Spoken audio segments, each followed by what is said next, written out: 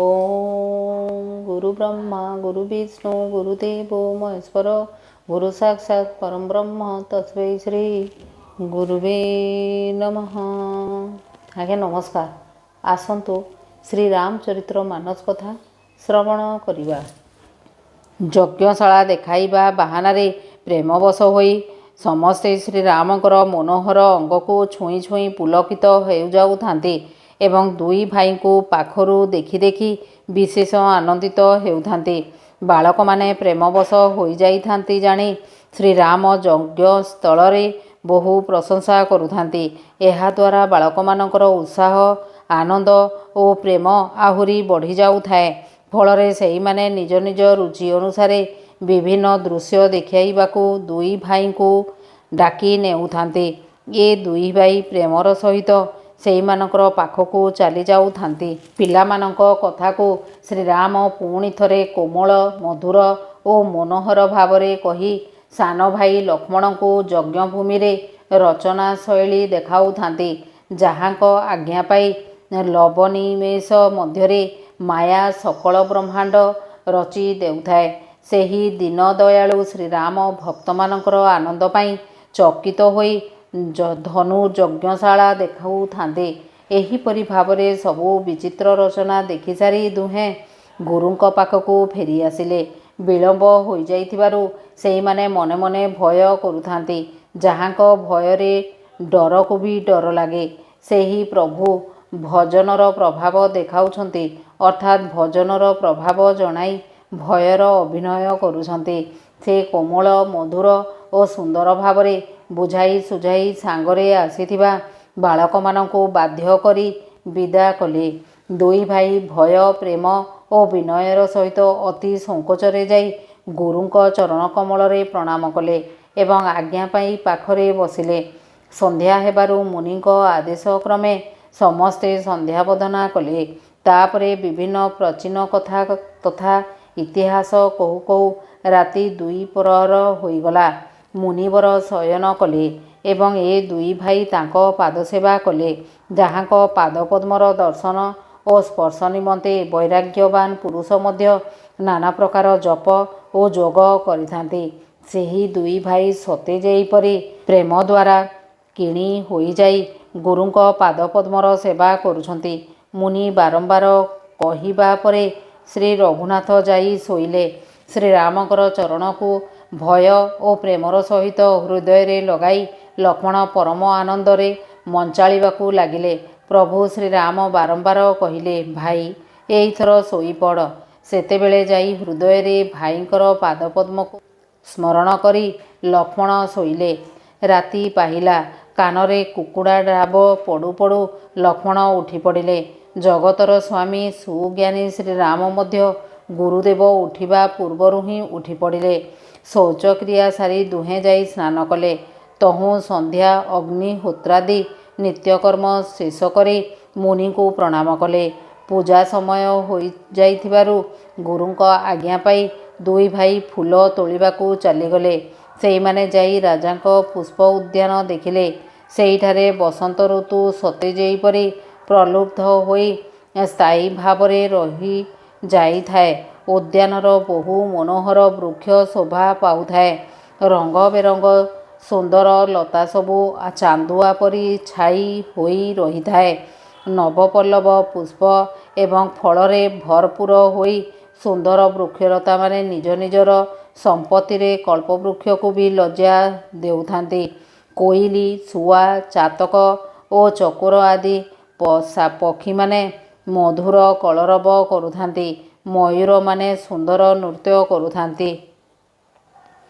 ଉଦ୍ୟାନର ମଝିରେ ଗୋଟିଏ ସୁନ୍ଦର ସରୋବର ଶୋଭା ପାଉଥାଏ। ସେଇଥିରେ ବିଚିତ୍ର ଢଙ୍ଗର ମନୋହର ମଣିମୟ ପାହାଚ ସବୁ ନିର୍ମିତ ହୋଇଥାଏ। ନିର୍ମଳ ଜଳରେ ନାନା ରଙ୍ଗର ପଦ୍ମ ଫୁଟିଥାଏ। କଳରବ ପକ୍ଷୀମାନେ କଳରବ କରୁଥାନ୍ତି ଏବଂ ଦଳ ଦଳ ଭ୍ରମର ଗୁଞ୍ଜନ କରୁଥାନ୍ତି। ପୁଷ୍ପ ଉଦ୍ୟାନ ଓ ସରୋବର ଦେଖି ପ୍ରଭୁ ଶ୍ରୀରାମ ଓ ଲକ୍ଷ୍ମଣ ଅତି ଆନନ୍ଦିତ ହେଲେ। ଜଗତର ସୁଖଦାତାଙ୍କୁ ମଧ୍ୟ ଯେଉଁ ଉଦ୍ୟାନ ସୁଖ ହୋଇଥିଲା, ସେହି ଉଦ୍ୟାନର ରମଣୀୟତା କେତେ ଅଧିକ ହୋଇ ନଥିବ।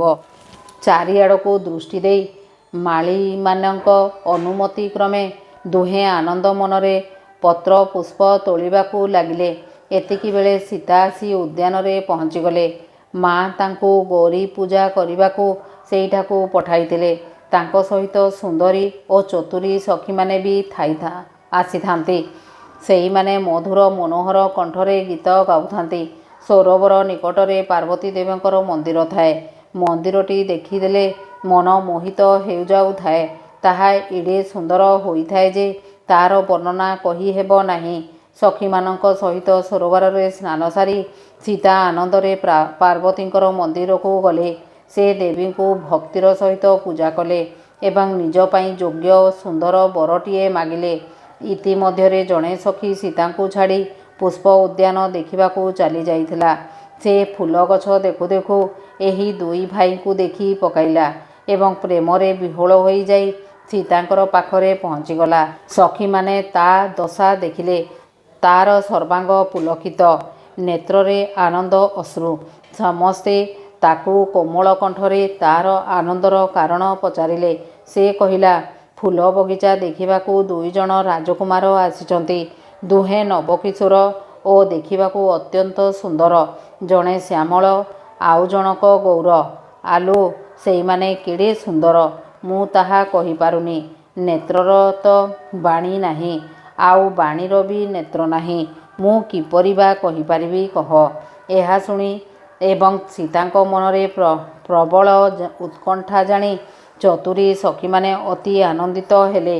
ସେଇମାନଙ୍କ ଭିତରୁ ଜଣେ କହିଲା, ସଖୀ, ସେଇମାନେ ବୋଧହୁଏ ସେହି ରାଜକୁମାର ହେବେ ଯେଉଁମାନେ କାଲି ବିଶ୍ୱାମିତ୍ରଙ୍କର ସାଥିରେ ଆସିଛନ୍ତି ଏବଂ ନିଜ ରୂପର ମୋହିନୀ ଶକ୍ତି ବଳରେ ନଗରର ସବୁ ନରନାରୀଙ୍କୁ ନିଜର ବଶ କରିଦେଇଛନ୍ତି।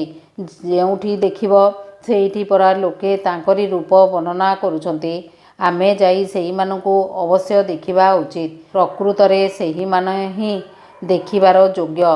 ସଖୀଟିର କଥା ସୀତାଙ୍କୁ ବହୁତ ଭଲ ଲାଗିଲା ଏବଂ ସେହି ରାଜକୁମାରଙ୍କୁ ଦେଖିବାକୁ ତାଙ୍କ ନେତ୍ର ବ୍ୟାକୁଳ ହୋଇ ଉଠିଲା। ସେହି ପ୍ରିୟ ସଖୀକୁ ଆଗରେ ରଖି ପଛେ ପଛେ ସୀତା ଚାଲିଲେ। ତାଙ୍କର ଶାଶ୍ୱତ ପ୍ରୀତିକୁ କେହି ଲକ୍ଷ୍ୟ କରିପାରିଲେ ନାହିଁ। ନାରଦଙ୍କର ବଚନ ସ୍ମରଣ କରି ସୀତାଙ୍କ ମନରେ ପବିତ୍ର ପ୍ରୀତି ଉଦିତ ହୋଇଗଲା। ସେ ଚକିତ ହୋଇ ଡରିଯାଇଥିବା ମୃଗ ଶିଶୁ ପରି ଚାରିଆଡ଼କୁ ଚାହୁଁଥାନ୍ତି। ହସ୍ତର କଙ୍କଣ, କଟିର କିଙ୍କିଣୀ ଓ ପାଦର ନୂପୁର ଧ୍ୱନି ଶୁଣି ଏହି ଧ୍ୱନି କେଉଁଠୁ ଆସିଲା ବୋଲି ରାମ ମନେ ମନେ ଭାଳି ହେଲେ ଏବଂ ଲକ୍ଷ୍ମଣଙ୍କୁ କହିଲେ, ଏହି ଧ୍ୱନି ଶୁଣି ମୋର ମନେ ହେଉଛି ସତେ ଯେପରି ବିଶ୍ୱ ବିଜୟୀ କରିବାର ସଂକଳ୍ପ ଘେନି କାମଦେବ ଦୁନ୍ଦୁଭି ବଜାଉଛନ୍ତି। ଏହିପରି କହି ଶ୍ରୀରାମ ଧ୍ୱନି ଆସୁଥିବା ଦିଗକୁ ଚାହିଁଦେବା ମାତ୍ରେ ସୀତାଙ୍କର ଉପରେ ତାଙ୍କର ଦୃଷ୍ଟି ପଡ଼ିଗଲା। ସୀତାଙ୍କର ମୁଖଚନ୍ଦ୍ରକୁ ନିରେଖି ଚାହିଁବା ଲାଗି ତାଙ୍କ ସୁନ୍ଦର ନୟନ ଯୁଗଳ ଚୋକର ପରି ଏକ ଲୟରେ ସ୍ଥିର ହୋଇ ରହିଗଲା। ବୋଧହୁଏ ସୀତାଙ୍କର ପୂର୍ବପୁରୁଷ ନିମି ପଲକ ଛାଡ଼ି ପଳାଇ ଗଲେ। ସୀତାଙ୍କର ଶୋଭା ଦର୍ଶନ କରି ଶ୍ରୀରାମ ଅତ୍ୟନ୍ତ ସୁଖ ଅନୁଭବ କଲେ। ସେ ମନେ ମନେ ସେହି ସୌନ୍ଦର୍ଯ୍ୟର ପ୍ରଶଂସା କରୁଥାନ୍ତି, ଅଥଚ ମୁଖରୁ ବଚନ ବାହାରୁ ନଥାଏ। ସେହି ଶୋଭା ଏତେ ମନୋରମ ହୋଇଥିଲା ଯେ ବୋଧ ହେଉଥିଲା ସତେ ଯେପରି ବ୍ରହ୍ମା ନିଜର ସକଳ ନୈପୁଣ୍ୟକୁ ମୂର୍ତ୍ତିମନ୍ତ କରିଦେଇ ତାହାକୁ ଜଗତ୍ ସମ୍ମୁଖରେ ପ୍ରକଟ କରିଦେଇଛନ୍ତି। ସୀତାଙ୍କର ଶୋଭା ସୌନ୍ଦର୍ଯ୍ୟକୁ ମଧ୍ୟ ସୁନ୍ଦର କରିଦେଉଥାଏ। ଜଣାପଡ଼ୁଥାଏ ସତେ ଯେପରି ସୌନ୍ଦର୍ଯ୍ୟ ରୂପୀ ଗୃହରେ ଏକ ଉଜ୍ଜ୍ୱଳ ଦୀପଶିଖା ଜଳୁଛି। ଏ ପର୍ଯ୍ୟନ୍ତ ସୌନ୍ଦର୍ଯ୍ୟ ରୂପୀ ଗୃହରେ ଅନ୍ଧକାର ରହିଥିଲା। ସେହି ଅନ୍ଧକାର ଗୃହ ସୀତାଙ୍କର ସୌନ୍ଦର୍ଯ୍ୟ ରୂପୀ ଦୀପଶିଖା ଯୋଗୁଁ ଦେଦୀପ୍ୟମାନ ହୋଇ ଉଠୁଛି। ସମସ୍ତ ଉପମାକୁ ତ କବିମାନେ ଅଇଁଠା କରିଦେଇଛନ୍ତି। ବିଦେହ ରାଜକନ୍ୟା ସୀତାଙ୍କୁ ବା ମୁଁ କାହା ସହିତ ଉପମା ଦେବି? ମଙ୍ଗଳ ଭବନ ଅମଙ୍ଗଳ ହାରି, ଦ୍ରବୟୂଷ ଦଶରଥ ଅଜିର ବିହାରୀ। ଜୟ ରାମ ଶ୍ରୀ ରାମ ଜୟ ଜୟ ରାମ, ଜୟ ରାମ ଶ୍ରୀ ରାମ ଜୟ ଜୟ ରାମ।